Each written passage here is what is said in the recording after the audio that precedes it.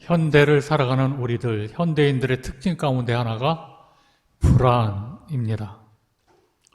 불안은 자신에게 위험하지 않은 상황에 대한 반응으로 일어납니다. 자신도 그 원인을 알 수 없는 내면의 주관적인 감정 충돌입니다. 일상생활에서 어느 정도 누구에게나 불안은 있습니다. 이것은 지극히 정상적입니다. 그러나 실제 생활에 스트레스와 분명한 관련이 없으면서 나타나는 심한 불안은 두려움이 생기게 하는 것입니다. 불안해지는 이유 가운데 하나가 내일에 대한 확신이 없기 때문입니다. 얼마나 불안하면 이렇게 과학이 발달되어 있고 논리적으로 계산을 해서 합리성 있게 투자하는 것이 아닙니다. 점을 보고 또 점쟁이의 말을 따라 투자하는 지식인, 경영인, 정치인, 젊은이들이 많아지고 있습니다. 급변하는 문화와 난장판의 정치, 혼미한 미래의 경제를 예측할 수 없는 상황은 우리를 더욱 불안하게 만듭니다. 누구도 믿을 수 없는 세상, 기댈 수 없는 세상, 이 불안한 미래에서 나를 지키는 것은 결국 모든 사람들이 가지는 생각, 돈이라고 생각합니다. 플랜 75는 최근 일본에서 개봉한 영화입니다. 이 영화에서 일본 정부가 75세 이상 국민들은 나라를 위해 스스로 목숨을 선택할 수 있는 법이 국회를 통과합니다. 75세 어르신들이 국가에 신청하면 이를 국가는 시행하는 제도입니다. 귀한 정부 정책에 일본인들이 처음에는 난리가 났습니다. 여러분 오해하지 마십시오. 영화 이야기입니다. 영화 이야기. 이런 나라에서 산다는 게 슬프다고 처음에는 모두 분노했는데 일본 국민들은 이 영화에서는 이 법을 차츰 받아들입니다. 2025년도에는 일본 국민 5명 중 1명이 후기 고령자, 75세도 아니라 80세, 90세 후기 고령자가 될 것이라는 예측입니다. 의료비, 사회보장비, 이 부담이 폭증하고 노동력 부족으로 경제는 점점 악화가 되고 노인으로 가득한 일본은 활기와 매력 잃은 나라가 될 것이라는 암울한 전망이 깔려 있습니다. 담당 공무원들이 공원에 나가서 노인들에게 죽음을 권유합니다. 원하는 때 죽을 수 있어서 너무 만족스럽습니다. 라는 이런 광고가 TV에서 계속 흘러나옵니다. 마지막으로 하고 싶은 말을 들어주는 콜센터, 이 제도를 선택한 이들에게 나라가 위로금을 주는데 10만 엔을 줍니다. 그걸 마지막 온천 여행을 떠나는 여행 상품도 인기를 끕니다.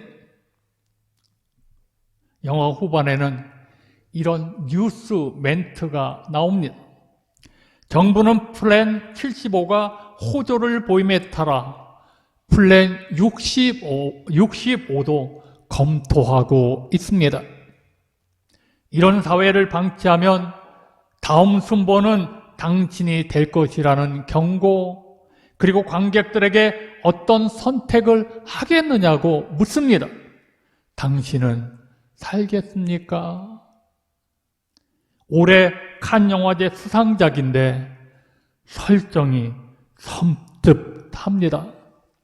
얼마나 불안한 사회입니까? 사람들은 나의 소득이 얼마인가에 따라 행복이 정비례하는 줄로 착각을 하고 있습니다.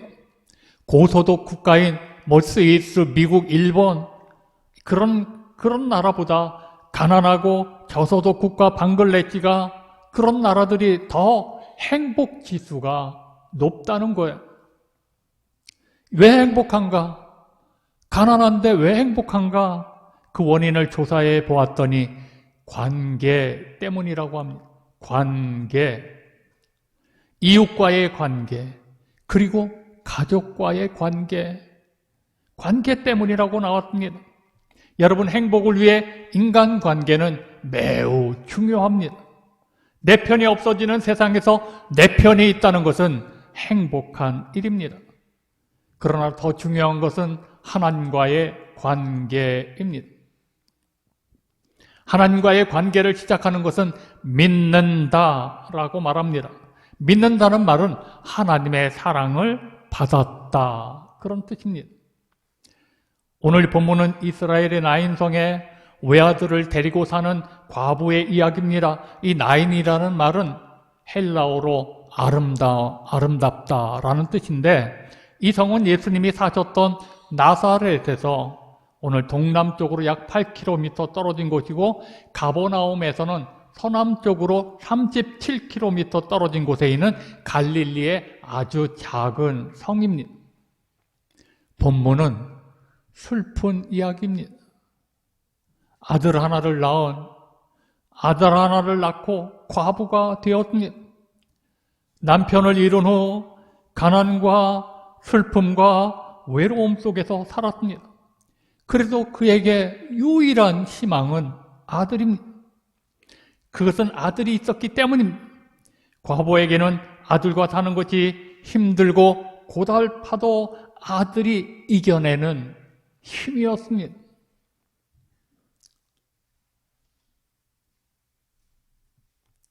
이 아들이 커서 청년이 되었습니다. 이제는 어머니에게 힘이 되고 아버지를 대신할 수 있는 나이가 되었습니다.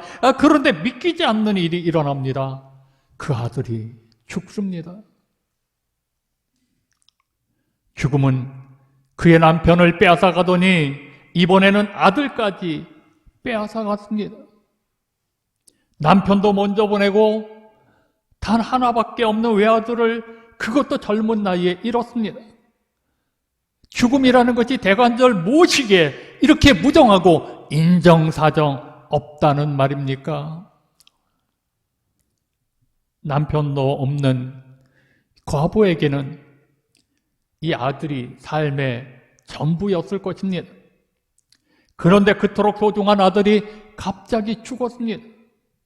하늘이 무너져 내리는 아픔과 고통이었을 것입니다. 온 동네 사람들도 장지로 떠나는 상여를 보고 울었습니다. 다 울었습니다. 많은 사람이 위로합니다. 그런데 그 어머니에게 그 위로가 들리지 않았을 것입니다. 아들의 시선을 사람들에 의해서 옮겨집니다. 이 가정의 비극이 결코 남의 일은 아닙니다. 누구든 우리도 불행한 일을 만나는 것이죠. 나인 성문을 향해 나오던 과부의 행렬은 이 죽음의 행렬이 그 시간에 성 안으로 들어가는 또 하나의 행렬을 만납니다. 그것은 예수님을 따르는 행렬입니다. 예수님의 모든 사역은 생명의 사역이었습니다. 죽어가는 많은 병자를 고치시고 귀신들을 치유해 주셨습니다. 생명을 억압하는 어둠의 세력과 악한 제도를 깨트리고 창조의 질서를 회복시키셨습니다.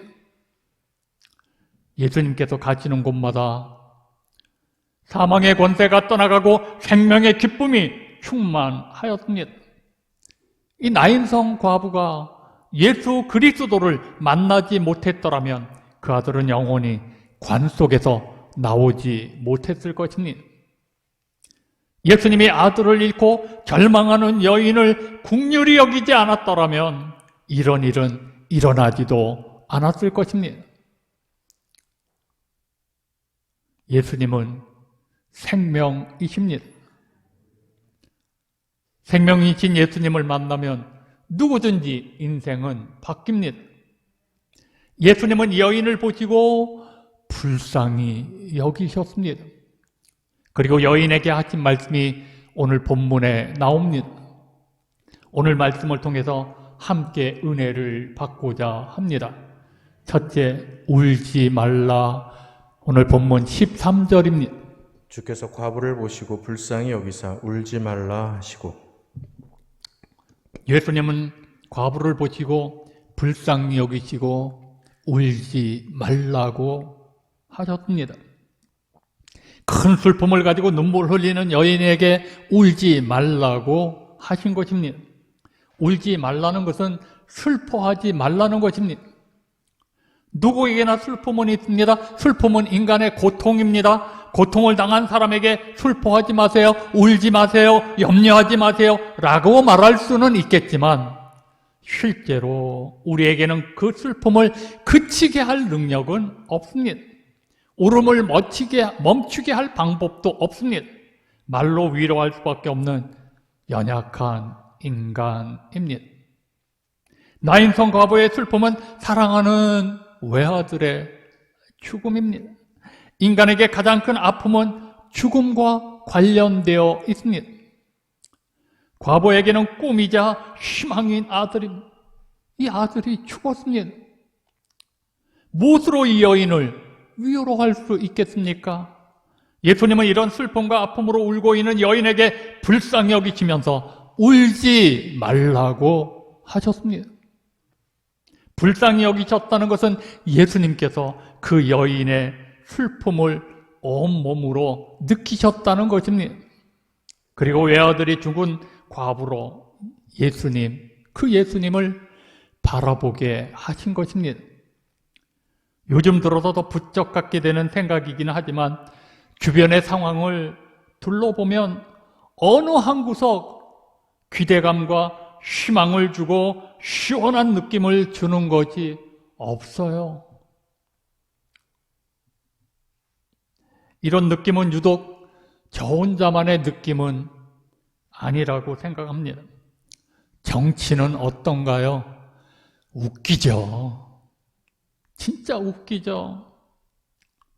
경제는 불안하죠. 벌써 기준금리 3% 시대가 열렸습니다. 그러면 대출받은 사람들의 이자가 6% 이상을 낸다는 이야기입니다. 사회, 문화, 종교 그 어느 분야도 우리에게 희망을 주지 못하고 있는 상황. 근데 이건 우리나라만의 문제, 우리나라만이 가지고 있는 문제는 아닙니다. 세계가 다 마찬가지일 것입니다. 사랑하는 글로리아 가족 여러분, 오늘 우리 자신의 슬픔은 무엇인가요? 그 슬픔이 만들어내는 아픔이 무엇입니까? 나의 꿈, 나의 희망, 나의 목적과 나의 가치가 무너져 버렸습니까? 내가 기대하고 열심히 헌신했던 가정이 무너져 버렸나요? 건강이 무너졌나요? 관계가 무너졌나요? 나인성 과부를 불쌍히 여기신 예수님은 우리의 슬픔도 불쌍히 여기십니다. 우리의 슬픔을 안타까워 여기시며 긍휼히 여기십니다. 그러므로 우리는 슬픔과 눈물의 자리에서 울지만 말고 내게 다가오시는, 내게 가까이 오시는 예수님께 고개를 들어야 합니다. 예수님만이 우리의 눈물을 멈추게 하실 수 있는 분임을 알아야 합니다. 예수님만이 우리 아픔과 슬픔을 해결해 주시는 분이심을 깨달아야 합니다. 울지 말라는 것은 죽음의 세계만 바라보지 말고 생명의 세계를 보라는 것입니다. 곧 주님의, 부활의 주님을 바라보라는 것입니다. 사랑하는 글로리아 가족 여러분, 내가 울 수밖에 없는 상황이라도 슬픔과 다른 기쁨의 세계를 보게 하시는 그 예수님의 음성에 귀를 기울이시기를 바랍니다. 예수님을 가까이 하셔야 합니다. 둘째는 가까이 가서 관에 손을 대시니 본문 14절입니다. 가까이 가서 그 관에 손을 대시니 맨 자들이 서는지라. 예수께서 이르시되 청년아 내가 내게 말하노니 일어나라 하시매. 울지 말라고 말씀하신 예수님은 가까이 가서 관에다가 손을 대셨다고 합니다. 유대교의 관습을 보면 관의 뚜껑을 닫지 않는 것이 그 당시에는 보통입니다. 관에 손을 대시는 분 앞에서 우리는 숨을 죽일 수밖에 없습니다. 민수기에는 시체에 접촉하면 부정한 것으로 규정하고 있습니다. 근데 예수님은 관에 손을 대셨습니다. 예수님에게는 생명이 율법 규정보다 더 중요하십니다. 그 순간에 장래 행렬이 멈추었습니다. 여러분, 예수님은 죽음의 행렬을 멈추게 하셨습니다. 인류 역사상 우리 인간을 불행하게 하고 슬프고 고통스럽게 하고 모든 것을 헛되게 하는 죽음의 행렬을 멈추게 할 자는 없습니다. 그러나 예수님은 죽음의 행렬을 멈추게 하셨습니다. 죽음의 행렬을 멈추게 하신 예수님은 전능하신 하나님의 아들이십니다. 하나님의 아들 예수님은 우리를 살리기 위해서 이 땅에 오신 분이십니다. 우리에게도 죽음과 슬픔과 절망의 길에서 이거를 멈추게 하실 분은 오직 하나님의 아들 예수님이십니다. 불신과 의심, 부정과 원망을 멈추게 하실 분도 예수님이십니다. 비난과 비판의 소리를 멈추게 하실 분도 예수님이십니다. 주님은 죄악으로 가득한 우리들의 행위를 멈추라고 하십니다. 멈추라고 하시는 주님의 뜻대로 멈추어야 나인성으로 되돌아가는 새로운 발걸음을 시작하게 되는 것입니다. 인생은 만남의 연속입니다. 그런데 누구를 만나느냐에 따라 인생이 행복해지기도 하고 불행해지기도 합니다. 인생의 성공은 그 실패는 만남에 의해 좌우됩니다. 예수님은 이 세상에 계실 때 죽은 사람을 살려주시는 일을 3번 하셨습니다. 본문에 나오는 청년과 야이로의 딸 그리고 마르다 마리아의 오빠 나사로 살리셨습니다. 야이로의 딸은 아버지의 간청으로 살려주었습니다. 나인성 과부의 아들은 예수님께서 자발적으로 살려주셨다는 특징을 가지고 있습니다. 근데 여러분, 예수님을 만나면 예수님을 만남으로 모두 기적이 일어난 것입니다. 본문은 2 종류의 행렬을 그려놓았습니다. 하나는 죽은 자를 메고 나인성에서 나오는 사람들의 행렬이요, 하나는 나인성으로 들어가는 예수님의 행렬입니다. 나인성에서 나오는 행렬은 죽은 자를 묻기 위한 슬픔의 행렬, 소망이 없는 죽음의 행렬. 나인성으로 들어가는 행렬은 슬픈 일을 만난 사람을 외면하지 않고 살리는 행렬. 예수님을 따르는 행렬은 사람들의 고통과 슬픔을 외면하지 않고 위로하고 문제의 핵심에 가까이 가며 그 문제를 해결하는 행렬. 이 행렬은 또 죽은 사람을 살리는 생명의 행렬입니다. 사랑하는 글로리아 가족 여러분, 죽음의 행렬은 앞으로 계속될 것입니다. 사랑하는 부모님, 배우자, 생명과 같은 자녀, 가족과 친지, 그리고 우리 자신까지 그 대열에 들 것입니다.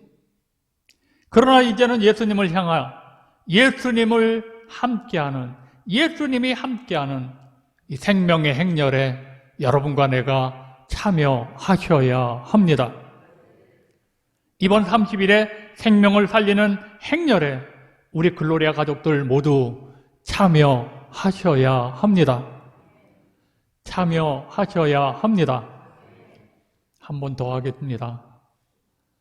이번 30일에 생명을 살리는 행렬에 여러분 모두 참여하실 줄로 믿습니다. 생명이 없이 살아가는 사람, 내가 사랑하는 사람들이 생명이 없이 살아갑니다. 내가 일어나서 살려야 할 사람들입니다. 세상 일에 실패하고 세상 일에 몰두하여 생명이 없이 죽는지 모르고 살아가는 이 장래 행렬을 멈추게 하는 일에 여러분 모두 꼭 쓰임 받으시기를 바랍니다. 셋째는 청년아 내가 네게 말하노니 일어나라. 본문 14절입니다. 가까이 가서 그 관에 손을 대시니 맨 자들이 서는지라. 예수께서 이르시되 청년아 내가 내게 말하노니 일어나라 하시매. 이제 예수님은 관 속에 있는 청년에게 청년아 내가 네게 말하노니 일어나라. 청년아 내가 네게 말하노니 일어나라 말씀하십니다. 지금 죽은 자에게 명령을 하고 계십니다. 인간은 살아있는 자에게 말할 수 있지만 죽은 자에게 말을 해도 듣지 못할 것이 뻔한데 그 말을 듣고 일어나게 할 수는 없잖아요. 그러나 예수님은 이 일을 하셨습니다.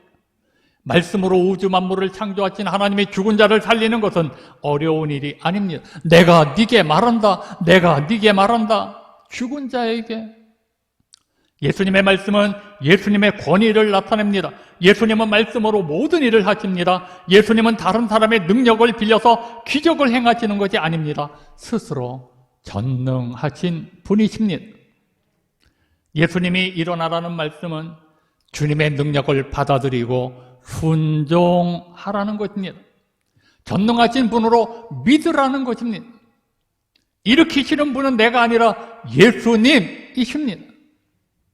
그분의 말씀, 바로 그분의 말씀은 능력입니다.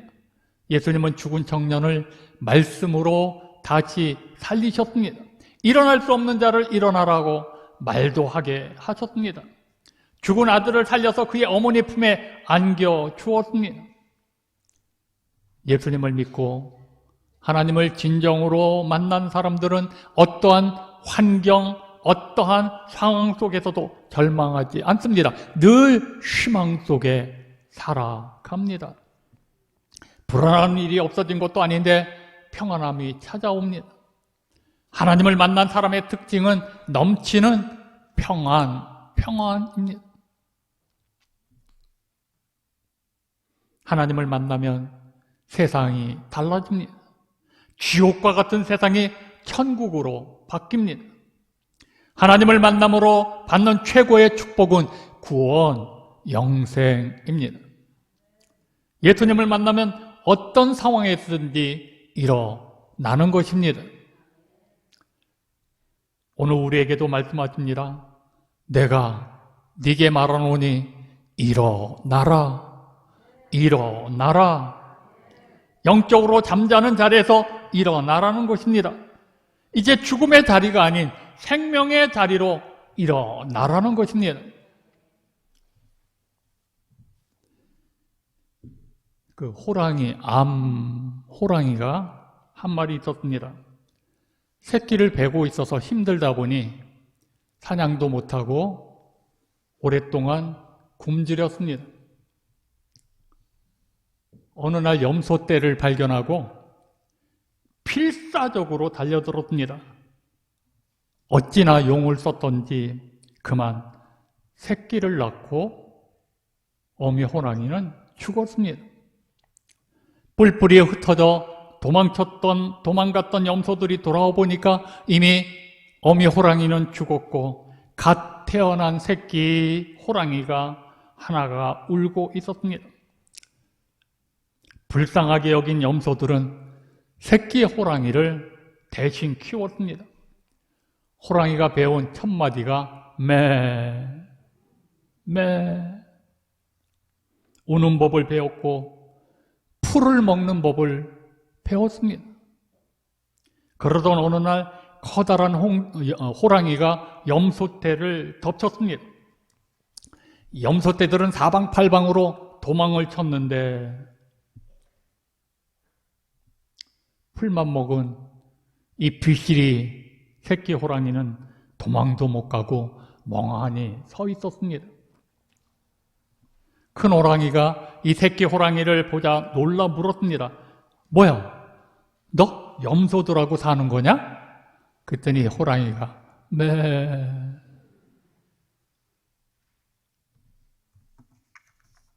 큰 호랑이는 새끼 호랑이를 데리고 잔잔한 호수로 데리고 갔습니다. 새끼 호랑이는 처음으로 자기 얼굴을 보았습니다. 큰 호랑이는 자기 얼굴을 그의 옆에 가져다 대고 말을 했습니다. 이것 봐, 너와 나는 같지. 너와 나는 같지. 넌 염소가 아니야. 호랑이야. 알았느냐? 네 모습을 마음에 새겨라. 그리고는 그를 데려가서 피가 뚝뚝 떨어지는 고기를 주었습니다. 고기를 먹는 순간 온몸과 피가 전율하는 것을 느낄 수 있었습니다. 최초로 호랑이가 호랑이 소리를 내며 울었습니다. 호랑이 소리를 내며. 드디어 호랑이 몸에서 염소라는 과거가 뚝 하고 떨어져 나갔습니다. 호랑이는 자신이 호랑이임을 알기 전까지는 염소처럼 살 수밖에 없습니다. 우리도 예수님의 제자로 살아야 할 하나님의 자녀다. 이 자녀, 하나님의 자녀, 천국 백성이라는 사실을 자각하지 않으면 평생 전도할 수 없습니다. 하나님이 나와 함께 하심을 잊고 사는 우리에게 일어나라. 하나님이 계신 것을 알면서도 느끼지 못하고 사는 우리들에게 일어나라. 일어나라. 여러분, 예수님의 음성을 듣고 지금의 자리에서 일어나야 합니다. 일어나셔야 합니다. 잠자던 영혼이 일어나야 합니다. 우리 글로리아 가족들이 지금처럼 살다가 하나님이 부르셔서 천국으로 가면 안 돼요. 안 됩니다. 일어나서 우리도 생명을 살리는 예수님의 행렬에 동참하셔야 합니다. 울음을 멈추고 하나님을 찬양하는 인생이 되어야 합니다. 죽음의 행렬을 따라가는 우리를 멈추게 하시는 예수님을 바라보십시오. 울지 말라. 주님의 말씀처럼 절망 속에 우는 자가 되지 마십시오. 그리고 일어나라는 주님의 말씀을 들으십시오. 주님의 말씀을 듣고 일어나 생명을 살리는 행렬에 우리 모두 참여하셔야 합니다. 이 세상의 모든 사람은 다 생명의 행렬이나 죽음의 행렬 중 한편에 속하여 있습니다. 어떤 사람은 예수를 믿고 죄사함을 받아 하나님의 생명을 가진 자로 저천성의 소망을 바라보며 예수님과 함께 걷는 자가 있습니다. 반면에 이 세상에는 아직도 생명의 주를 알지 못하고 죄와 죽음 아래 놓여 있는 사람들이 너무너무 많아. 이 세상의 풍속을 쫓는 죄의 종이 되어 아무런 소망도 없이 죽음의 행렬에 속하여 저 불타는 지옥을 향해 나아가는 자가 얼마나 많습니까? 글로리아 가족 여러분, 어느 행렬에 속해 있습니까? 예수를 믿고 하나님의 자녀가 된 사람들이잖아요. 세상에서 일어나서 살아야 할 거룩한 백성들이잖아요. 오늘 주님의 날에 예배드리는 여러분들은 악인의 형통함을 부러워하지 마시고 내가 네게 말하노니 일어나라는 예수님의 음성을 듣고 세상을 향해 살던 자리에서 모두 일어나서 생명을 살리는 일에 우리 모두 참여하시는 우리 글로리아 가족들 모두가 다 되시기를 주님의 이름으로 축복합니다. 축복합니다. 자, 우리 이번 10월 달에 계속해서 주일마다 우리의 각오 함께하는 천국에서 칭찬을 받는 자가 됩시다. 자리에서 모두 일어나 주시죠. 귀찮게 해서 죄송합니다. 일어납시다. 일어나셔서 자, 천국에서 칭찬받는 자가 됩시다. 함께 한 목소리로 낭독합니다. 시작. 사랑하는 글로리아 교회 가족 여러분, 지난 여름은 전 국민이 유난히도 비 때문에 고생이 많았습니다. 이제 폭염도 한풀 꺾이고 코로나도 약해지고 탐스러운 과실들이 익어가는 결실의 계절입니다. 우리 교회는 올해 처음으로 10월 30일 주일에 글로리아 온 가족 초청 예배를 갖습니다. 우리 글로리아 가족들이 영혼을 사랑하자는 표현이기도 하지만 더 중요한 것은 모든 우리의 노력이 하나님의 소원을 이루어드리는 것이라는 것입니다. 하나님의 아들 예수 그리스도는 우리를 구원하시기 위해 이 땅에 오셨습니다. 하나님이신 예수님께서 친히 인간이 되셔서 우리에게 오신 것입니다. 죄 아래 빠져서 사탄의 종로로 타던 우리, 본질상 진노의 자녀였던 우리를 하나님의 자녀로 삼으시기 위해 오셨습니다. 그리고 우리의 모든 죄를 속해 주시기 위해 주님께서 친히 십자가를 지셨습니다. 자신의 생명을 아낌없이 우리를 위하여 내어 주셨습니다. 왜 예수님께서 십자가를 지셔야 했습니까? 왜 죄 없으신 우리 주님께서 십자가에서 물과 피를 다 쏟으셔야 했습니까? 그것은 본질상 진노의 자녀였던 우리를 하나님의 자녀로 삼으시기 위한 것입니다. 우리를 살리기 위해 십자가에서 모든 물과 피를 쏟으셨습니다. 글로리아 온가족 초청예배, 이날은 놀라운 십자가의 사랑을 전하는 날입니다. 세상에서 가장 귀한 일은 무엇입니까? 한 영혼을 예수님께 인도하는 것보다 더 귀한 일은 없습니다. 우리 주님께서는 마태복음 16장 26절에 사람이 만일 온 천하를 얻고도 제 목숨을 잃으면 무엇이 유익하리요? 사람이 무엇을 주고 제 목숨과 바꾸겠느냐 말씀하셨습니다. 사랑하는 성도 여러분, 목숨보다 더 귀한 일이 또 있을까요?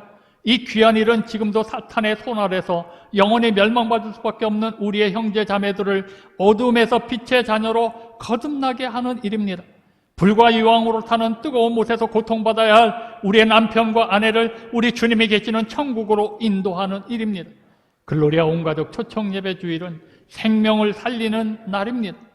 우리들의 사랑하는 이웃들을 불타는 지옥에서 끌어내는 날입니다.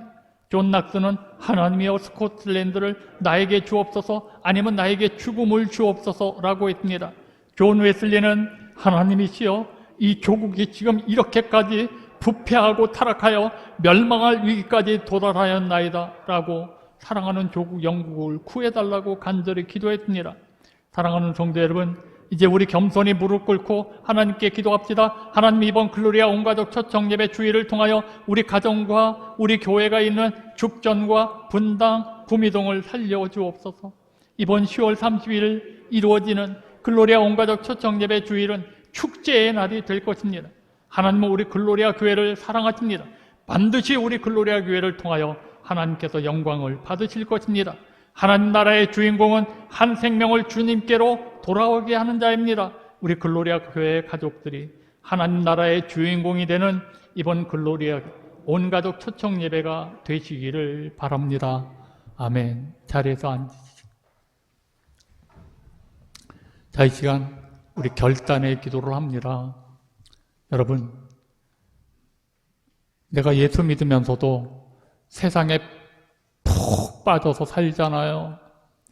내 본 모습을 찾아야 됩니다. 우리는 하나님의 자녀입니다. 천국 백성입니다. 예수님의 제자입니다. 우리의 본 모습을 찾아야 합니다. 나를 향해, 잠자는 내 영혼을 향해 내가 네게 말하노니 일어나라, 주의 음성을 우리가 마음속에 귀담아 들어야 합니다. 그 말씀을 들으면 우리는 일어날 것입니다. 오늘 여러분, 하나님 앞에 우리가 이렇게 살지 못했던 모든 죄, 하나님은 그거 따지지 않습니다. 너 왜 그렇게 살다가 죽었느냐 따지지 않습니다. 내가 주의 음성을 듣고 일어나서 내가 예수 믿는 하나님의 자녀인 그리고 그리스도의 제자임을 내가 깨달았사오니 나를 사용하여 주옵소서. 이번 30일에 이 천국잔치의 주인공이 되게 하여 주옵소서. 기도합시다. 결단에 기도합니다. 자, 우리 주여 한번 부르짖고 통성으로 기도합니다. 주여, 아버지의 전능하신 여호와 하나님, 우리를 불쌍히 여기옵소서. 공의를 베풀어 주옵소서. 오늘도 우리 모두에게 똑같은 말씀을 하십니다. 하나님, 너 왜 그렇게 살다가 죽었니? 왜 그렇게 살다가 이렇게 되니? 그런 거 따지지도 않습니다. 우리 주님이 일어나라고 말씀합니다. 우리 모두 이 주님의 음성을 듣고 세상에 푹 빠졌던 내 잘못된 아버지 주님의 이 영혼이 일어나게 하여 주옵소서. 내 잠자는 영혼이 깨게 하여 주옵소서. 그리고 내 모습을 보게 하여 주옵소서. 내가 하나님의 자녀라는 사실을 깨닫게 하여 주옵시고, 이번에 생명을 살리는데 생명 아버지의 행렬에, 예수님의 행렬에 우리 모두 동참할 수 있도록 은혜를 베풀어 주옵소서. 아버지, 교회에 나오라는 소리가 그렇게 어렵고 힘든지요. 하나님, 우리를 불쌍히 여겨 주옵소서. 우리를 불쌍히 여겨 주옵소서. 우리의 입을 열어 주옵소서. 내 본 모습을 찾게 하여 주옵소서. 하나님, 나와 함께 교회 한번 가자고.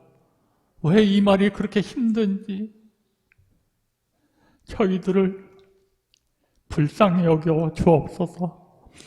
이제 주님의 음성을 들었사오니 모두 일어나게 하여 주옵소서.